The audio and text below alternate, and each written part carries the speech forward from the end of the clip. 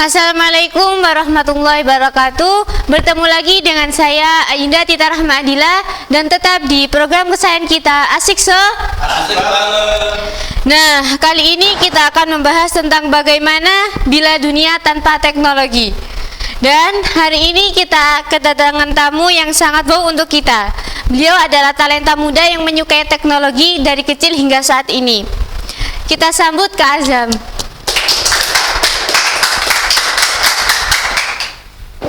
Gimana kabarnya Kak Azam sekarang? Alhamdulillah sehat. Mbak Tita sendiri gimana kabarnya? Sehat juga. Gimana kabar keluarga? Alhamdulillah sehat semuanya. Gimana kabar usahanya? Alhamdulillah saat ini karena musim pandemi masih membayangi kita, jadi beberapa klien sempat saya tolak dan klien pun sempat menolak karena pandemi. Tapi alhamdulillah dari tahun ini itu lumayan stabil, banyak klien yang masuk. Untuk Kak Azam sendiri, sejauh mana sih perkembangan teknologi saat ini? Perkembangan teknologi saat ini cukup luar biasa. Dari yang awalnya low sampai yang high itu kita alami saat ini. Apalagi nanti kita akan kedatangan sebuah revolusi yang sangat luar biasa di dunia sosial media. Mungkin kita pernah melihat di salah satu platform digital Metaverse, pernah dengar Mbak Ayunda? Iya, saya pernah dengar. Itu merupakan teknologi yang nantinya kita akan berbicara dengan artificial intelligence tanpa ada manusia. Jadi kayak kita berbeda dengan robot. Contoh hari ini misalkan kita berbicara dengan Mbak Ayunda, besok nggak seperti ini. Besok hanya robot yang ada di depan saya. Itu salah satu perkembangan teknologi yang nanti kita hadapi. Gitu. Jadi perkembangan teknologi dari hari ke hari, dari era ke era itu semakin maju ya? Nggak maju lagi. Jadi perubahannya cepat sekali. Hari ini kita tidur, besok bangun ada informasi baru lagi. Bahkan setiap detik pun ada informasi lagi. Apalagi sekarang lebih mudahnya kita berselancar di sosial media. Gitu. Jadi kabar terbaru untuk teknologi saat ini seperti apa? Tadi yang saya bilang Metaverse itu merupakan kabar terbaru di dunia platform digital yang nantinya kita pasti akan memakainya. Cuma di Indonesia sendiri itu masih belum hadir karena mungkin kita mayoritas negaranya adalah non muslim maksud saya. Jadi perlu pertimbangan ataupun perlu pengkajian sehingga teknologi Metaverse itu bisa hadir di Indonesia. Tapi saya yakin dengan hadirnya itu kita akan merasakan juga. Kenapa Muslim menjadi kendala, Pak? Ya karena salah satu faktor, bukan kendala sih, semua mayoritas agama ada yang pro dan juga kontra. Karena beberapa plus positifnya dan negatifnya itu ada. Jadi itu yang perlu dikaji, perubahan teknologi yang harus kita lakukan. Agama harus bisa seirama, tapi agama tidak boleh menyeiramakan. Gitu. Jadi agama itu punya peraturan Peran sendiri. penting, ya, peran penting. Jadi kita ada teknologi, agama harus menjadi utama. Gitu. Kalau kita mengikuti teknologi tanpa agama bagaimana? Kalau kita mengikuti teknologi tanpa agama, ya mungkin kita akan menjadi manusia liberal. Liberal ya, tidak bertuhan. Jadi seenaknya saja. Makanya untung hari ini kita memiliki iman yang kuat sehingga saat kita bersantai di sosial media kita perlu was-was. Apakah ini perlu kita pakai, gunakan? Itu untungnya kita memiliki agama. Gitu. Jadi agama itu sangat penting ya, Kak? Penting sekali kalau dalam teknologi. Apalagi kita yang notaben di pesantren ya. Jadi kalau kita berselancar otomatis berhati-hati. Ada situs seperti ini, nggak kita klik, apalagi hoax yang lagi marak di dunia media sosial, itu perlu kita kaji lagi. Kalau kita selalu mengambil yang negatif, akan menjadi hoax yang luar biasa. Jadi kita perlu menggali dengan positif juga. Iya juga. Terus teknologi saat ini yang paling penting itu apa, Pak? teknologi yang saat ini paling penting, semuanya penting. Tidak ada teknologi yang tidak penting. Ya. Jadi semuanya punya peran penting, tergantung manusianya mampu mengelola apa tidak. Ya, karena adanya teknologi itu untuk kebutuhan manusia juga. Nggak ada manusia, nggak akan ada teknologi. Adanya teknologi karena ada manusia. Gitu. Untuk Bapak sendiri, bagaimana Bapak menggunakan teknologi dalam kehidupan sehari-hari?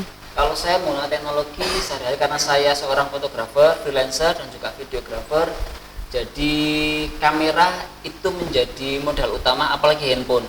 Saat ini handphone itu menjadi peluang alat yang menjadi pemasukan pertama kali. Itu.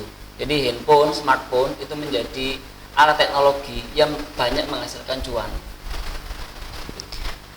Nah, itu ya sedikit penjelasan tentang bila dunia tanpa teknologi. Oke, jangan kemana-mana.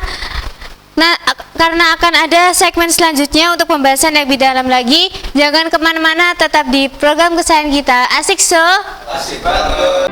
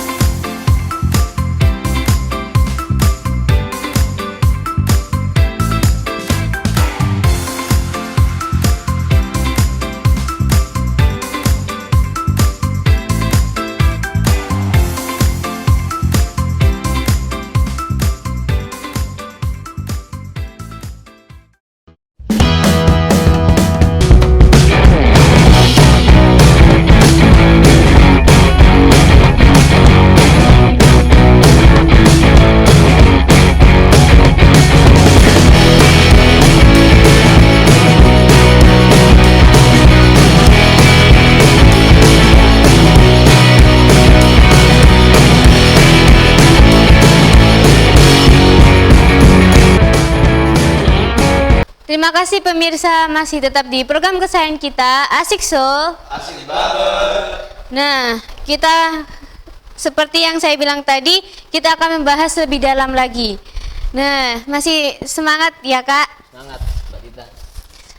Menurut Kak Azam sendiri, seberapa penting sih teknologi di zaman sekarang ini? Teknologi sebegitu penting di zaman ini. Bisa membayangkan nggak kalau kita hidup tanpa teknologi kayak gimana? Sunyi. Sunyi, itu pasti. Kehidupan kita yang 24 jam non-stop itu tidak lepas dari teknologi. Mungkin kurang lebih 10% kita tanpa punya teknologi. 10% kita tidak punya teknologi. Saat tidur. Bahkan tidur pun kita sempat-sempatnya mendengarkan berbagai musik. Itu manusia. Jadi manusia itu tak lepas dari teknologi dari zaman dahulu sampai pun sekarang.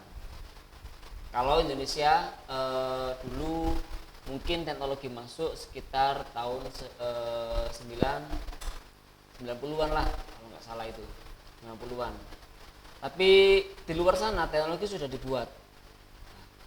Kita nggak bisa membayangkan kalau hidup kita saat ini tidak ada teknologi, berapa pasifnya kita. Itu. Jadi teknologi itu juga penting untuk kita. Tergantung manusianya mampu mengelola atau memakai sesuai dengan jam-jam yang dibutuhkan. Ya.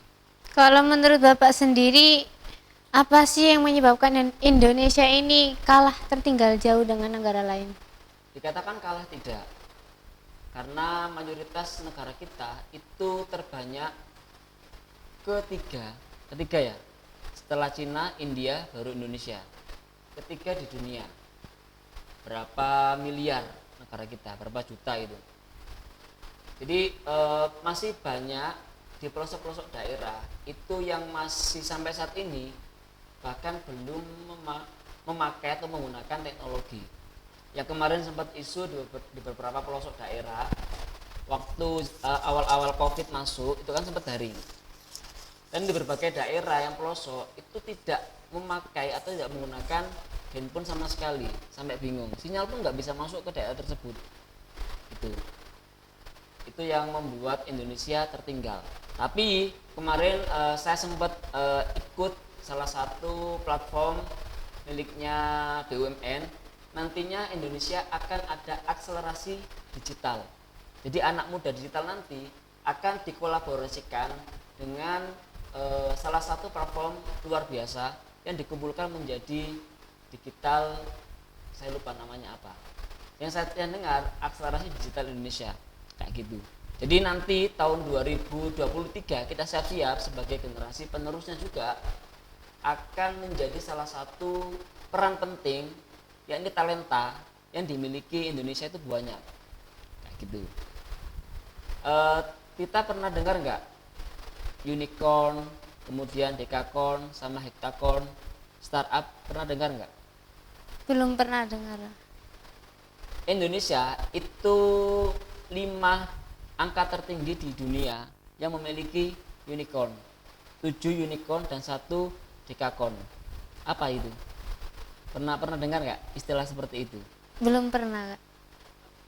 Kalau unicorn, Indonesia itu memiliki semacam kayak platform penjualan online seperti Shopee, kemudian Gojek, itu unicorn yang dimiliki Indonesia dan sudah menjadi salah satu brand marknya Indonesia. Nantinya Indonesia akan membuat sebanyak-banyak mungkin unicorn, bahkan hektakorn yang nanti bersaing dengan luar. Kalau di luar itu unicorn sudah nggak ada, karena sudah naik levelnya, kayak Pinterest, kemudian Freepik yang dipakai sama teman-teman, kemudian Instagram sudah menjadi hektakorn. Pemasukannya itu banyak bagi mereka yang memiliki startup. Itu yang menjadi nanti kita akan mengalami ataupun bahkan menjadi peran penting kita sebagai generasi penerus ikut andil dalam menciptakan hal tersebut. Jadi talenta tertinggi di perusahaan adalah kreativitas. Jadi kita yang saat ini hadir di acara kita, terutama Mbak Yunda sendiri, akan menunjukkan bahwasanya talenta terpenting di perusahaan yang dicari adalah kreativitas. Saya sering ngobrol sama teman-teman, kalau kita pintar saja itu percuma, kalau kita pandai itu percuma. Yang dicari perusahaan ada kreativitas, out of the box. Jadi pikirnya harus benar-benar muncul secara langsung. Itu yang saat ini dibutuhkan oleh perusahaan kayak gitu. Problem solving itu sudah nggak laku di perusahaan, laku pun itu sebagai bawahan kayak gitu. Kalau Kak Azam sendiri, apa yang Kak Azam rasakan mengenai perubahan teknologi ini? Karena saya lahirnya 90-an ya, jadi tahu perkembangan awal saya melihat sampai saat ini itu luar biasa. Contoh kecil itu musik, kaset kita pernah nggak Mbak Yunda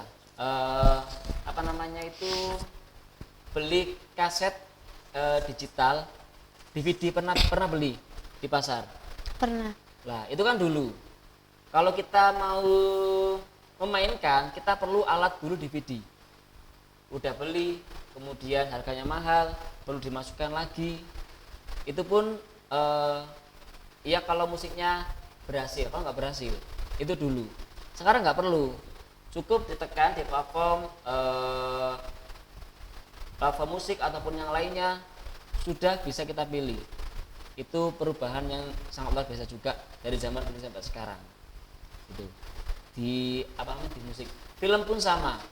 Jadi kalau kita dulu pengen nonton bioskop, Mbak Tita atau Mbak Yunda, kita perlu beli kaset dulu ataupun nyewa, rental.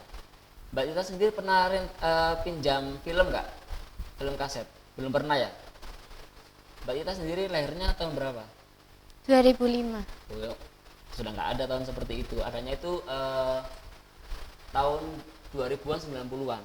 Jadi kalau saya dulu pengen nonton film Petualangan Sherina, kemudian film-film luar negeri, itu beli dulu kasetnya. Karena bioskop dulu itu masih belum ramai. Nah, itu perubahan lagi. Bioskop saat ini menjadi sepi. adanya kedatangan platform film Netflix, ada WeTV. Pernah nonton WeTV? Nah, itu termasuk kategori mini bioskop yang sudah masuk ke semua segmentasi. Bioskop sekarang sudah mulai turun, semua masuk ke sosial media semuanya. Itu yang perubahan yang kita alami saat ini. Itu baru kecil, belum nanti kita menghadapi era 2030, bonus demografi dunia. Oh, jadi seperti itu ya perkembangan teknologi ke depannya. Ya. Oke, jangan kemana-mana. Nantikan segmen selanjutnya. Tetap di program kesayangan kita, Asik So. Asik banget.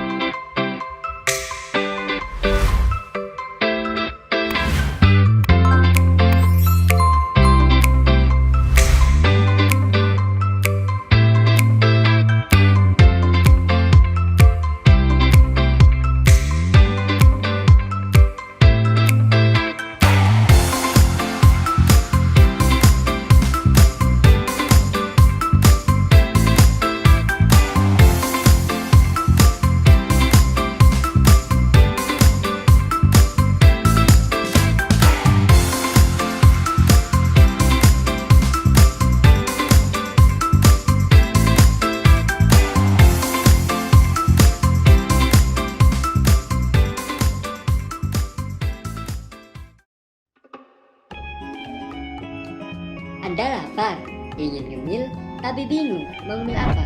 Piatos kini hadir dengan rasa yang baru. Kepedasan khas dari sambal mata.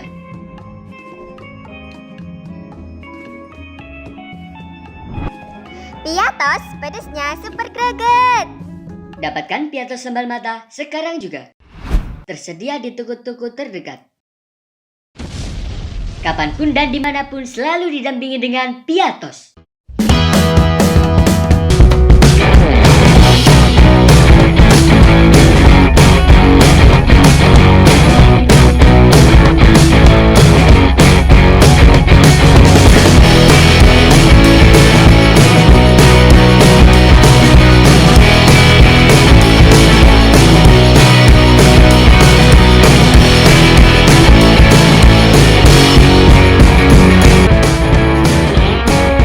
Terima kasih pemirsa, masih tetap di program kesayangan kita, Asik So. Asik banget. Seperti yang saya bilang tadi, kita akan membahas lebih dalam lagi. Gimana Kak Azam, masih semangat? Semangat Mbak Yunda. Apa sih perbedaan dari startup yang kakak bilang tadi? Startup yang saya sempat singgung di pembahasan awal tadi, ada 3 kategori. Yang pertama itu unicorn. Unicorn itu level terendah. Kemudian ada decacorn, itu level paling tengah. Kemudian heptacorn, itu paling tinggi. Di antar perbedaan ini, itu juga memiliki segmentasi masing-masing pasar. Kalau yang unicorn ini segmentasinya adalah contoh kayak Tokopedia, Bukalapak, yang sifatnya pemasukan 1 tahun ataupun beberapa bulan itu hampir kurang lebih 1 miliar US dollar. Kemudian ada decacorn, itu contoh kecilnya itu Grab, kemudian Pinterest, kemudian Instagram, itu namanya decacorn. Pemasukannya lebih dari unicorn tadi. Terus itu siapa yang memiliki Pak? Kebanyakan itu orang-orang luar, orang Amerika, orang-orang Barat. Indonesia yang sempat saya singgung tadi, ada sekitar 7 unicorn dan 1 decacorn yang ada saat ini. Nantinya karena Indonesia akan memasuki ataupun akan membuat akselerasi digital secara modern, nanti akan banyak sekali talenta-talenta muda yang membuat unicorn baru ataupun decacorn baru yang bisa bersaing sama orang Barat. Kemudian Mbak Tita, yang terakhir tadi ada heptacorn. Yang saat ini kita pakai setiap hari itu Google, kemudian ada Apple, Microsoft, itu heptacorn. Orang terkaya di dunia kebanyakan diduduki sama orang-orang yang punya teknologi, kayak Microsoft, Apple dan juga usaha-usaha yang lainnya kayak gitu. Jadi orang yang paling kaya di dunia itu orang yang memiliki teknologi. Ya, tepat sekali. Kalau menurut Kak Azam sendiri, dampak apa yang nantinya kita rasakan dari perkembangan teknologi saat ini? Dampak yang kita rasakan itu mungkin ke pasifnya manusia ataupun rendahnya nilai etika sosial itu akan mulai menurun. Makanya kita tuh beruntung hidup di Indonesia, Mbak Tita. Kita menanamkan, kita memiliki nasionalisme yang tinggi, dan kita juga memiliki satu pegangan yang utuh, yakni Bhinneka Tunggal Ika, dan juga punya pedoman Pancasila. Itu yang dimiliki Indonesia. Seandainya hari ini kita hidup di luar, mungkin kita tidak akan sempat berbicara, menyapa pun tidak. Makanya yang ditakutkan oleh orang Indonesia adalah hilangnya sikap sosial dan juga sikap toleran tadi, karena sudah dimasuki ataupun sudah didoktrin dengan teknologi baru, apalagi hadirnya teknologi yang nanti, yang seakan-akan kita itu bukan hidup di dunia nyata, melainkan di dunia maya. Jadi mustahil nanti kita itu bisa melihat kayak semacam ini. Jadi besok itu menurut pakar IT, besok sudah tidak ada lagi yang namanya mouse, keyboard, dan juga monitor. Kita akan menggunakan yang namanya kacamata digital. Jadi seluruh informasi itu sudah ada di depan mata kita. Kita tinggal milih, kita mau apa, kita tinggal klik. Kayak film Transformer ataupun Iron Man, pernah lihat? Kayak gitu. Jadi kita yang diklik itu, kalau kita dulu waktu kecil sering membayangkan, enak ya kalau kita besok itu kayak Iron Man, jadi apapun kita bisa ngeklik, mau masuk terowongan apa, kalau kayak Doraemon kan ada pintu apa itu, Pintu ajaib. pintu ajaib. Nah besok pun sama, kalau misalkan kita pengen jalan-jalan tinggal klik, kita ke Amerika, sama kayak gitu besok itu. Kalau menurut Kak Azam sendiri, apa saja sih macam-macam teknologi yang berkembang saat ini? Macam-macam teknologi itu banyak.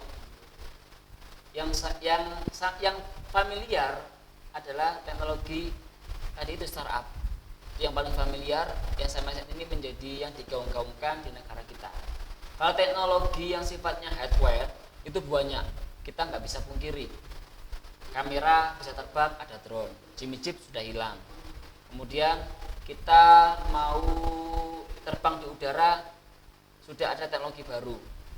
Pernah nggak berpikir kalau dulu orang Jawa mengatakan kita itu bisa berjalan di atas air? Pernah nggak dengan seperti itu? Lah itu udah diwujudkan sama orang luar, kayak gitu. Itu teknologi yang luar biasa. Tapi yang menjadi sorotan adalah teknologi yang berbentuk software. Ini yang menjadi menjadi hal yang utama di negara kita, kayak gitu.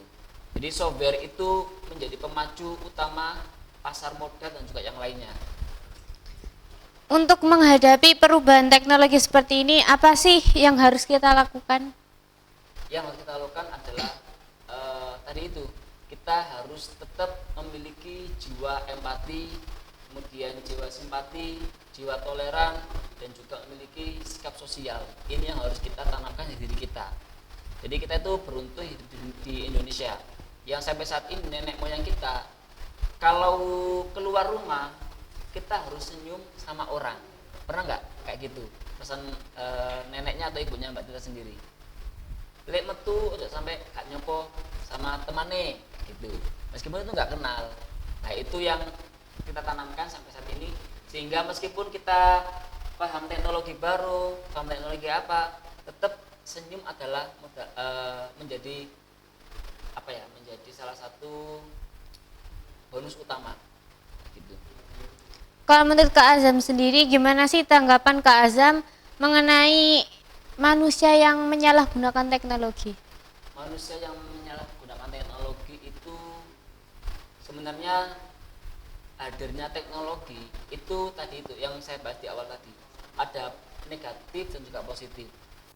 Kalau orang yang menyalahgunakan teknologi itu berarti ya nggak salah juga sih, namanya juga mencari cuan. Yang penting kita tidak merugikan banyak orang, itu ya. Kemudian kita juga tidak terlalu menghambur-hamburkan ataupun tidak terlalu meng-up yang sifatnya itu krusial. Tapi kita susah saat ini itu. Kalau ada orang yang seperti itu mungkin mereka butuh sensasi, kayak gitu. Mereka butuh yang di-up di media, gitu. Jadi plus minusnya orang memakai teknologi itu juga harus diimbangi dengan yang namanya pendidikan, gitu. Makanya pendidikan juga modal utama, kita harus menggunakan teknologi. Kalau kita tanpa pendidikan susah. Mau menggunakan smartphone dibuat untuk merekam hal yang negatif kan juga sama.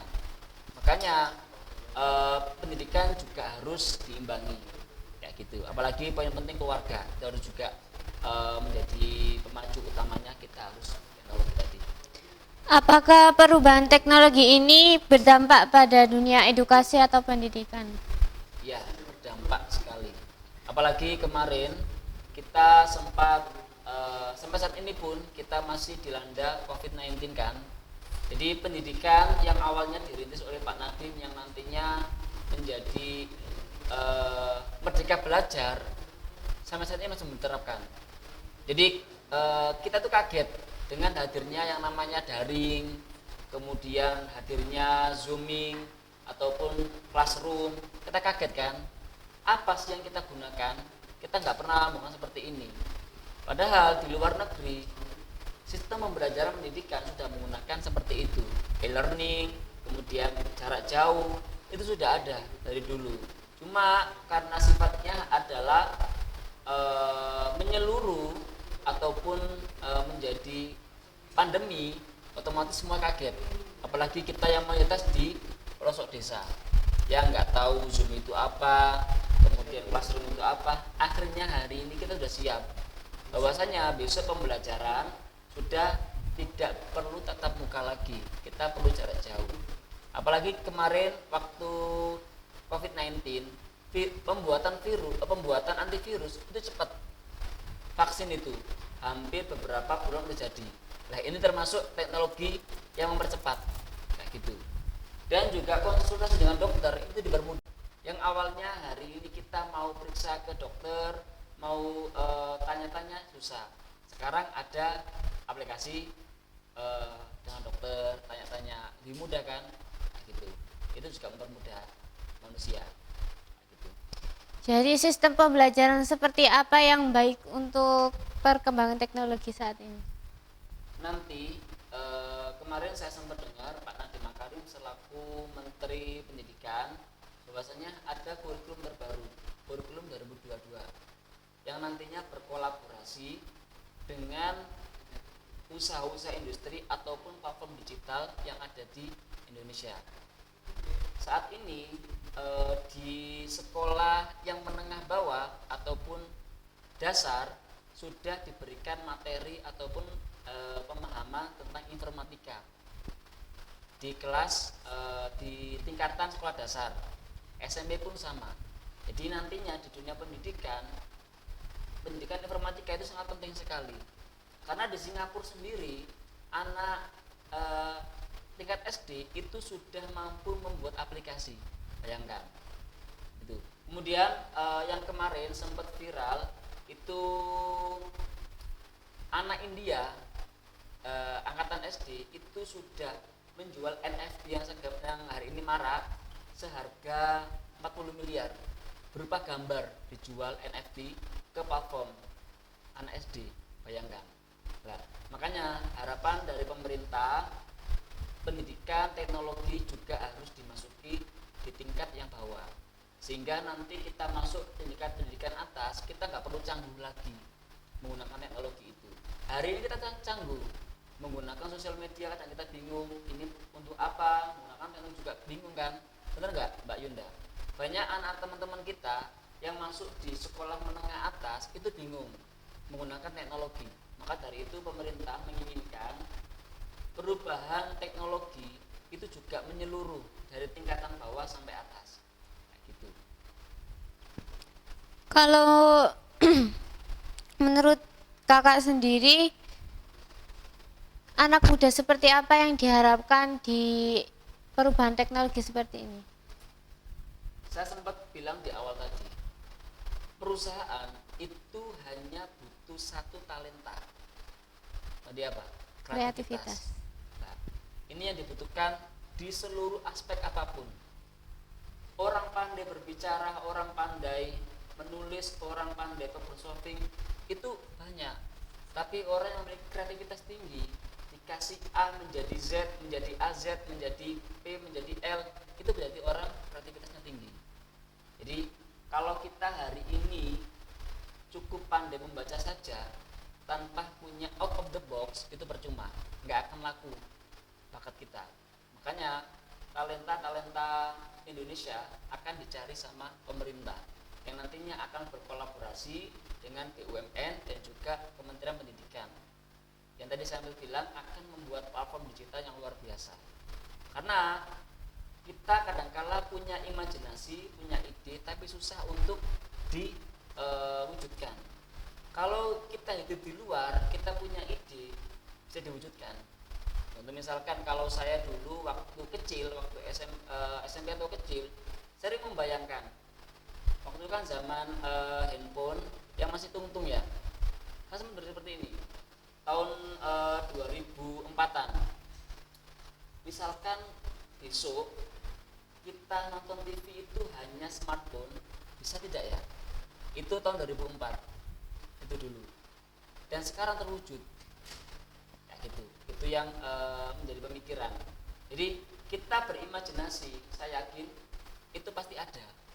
Makanya talenta berbakat di Indonesia nanti kolaborasi dengan BUMN, mungkin nanti Mbak Yuni juga ikut, barangkali mau ikut, sehingga akan men-challenge diri kita untuk menjadi, kira-kira saya termasuk orang kreatif apa tidak, kayak gitu.